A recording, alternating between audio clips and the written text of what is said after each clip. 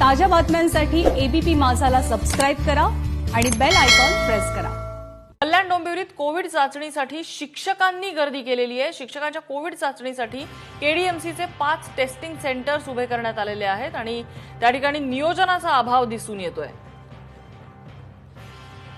गणेश ठाकूर आपल्याला अधिक माहिती देत आहेत। गणेश, नम्रता, या दृश्यांमधून आपण म्हणू शकतो की केडीएमसीच्या नियोजनाचे 3-13 वाजताना आपण इथे पाहू शकतो, कारण जी गर्दी आहे आणि ज्या गर्दीला कंट्रोल करण्यामध्येही जे प्रशासकीय अधिकारी आहेत तिथे सेंटर्सवरती त्यांनाही अडचण येते, लोकांनाही खूप समस्यांना सामोरं जावं लागतं, कारण 23 नोव्हेंबरची डेट आहे आणि त्याच्या आधी सर्व शिक्षकांना ही चाचणी करणं खूप गरजेचं आहे।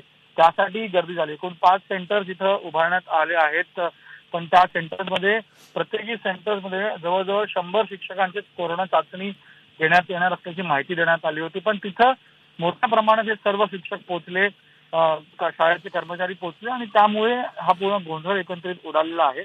मात्र अजून सेंटर्स वाढवून अशा प्रकारची परिस्थिती होणार नाही, निर्माण होणार नाही, लोकांना, शिक्षकांना, या कर्मचाऱ्यांना त्रास होणार नाही यासाठी खबरदारी घेण्याचे आदेश देण्यात आलेले आहेत। मात्र आत्ताचे हे दृश्य आहे, हे स्पष्ट होत आहे की नियोजनाच्या अभावी अशा प्रकारचे हे दृश्य, ही परिस्थिती इथं उद्भवली, सर्वांना जो आहे हा त्रास झाला।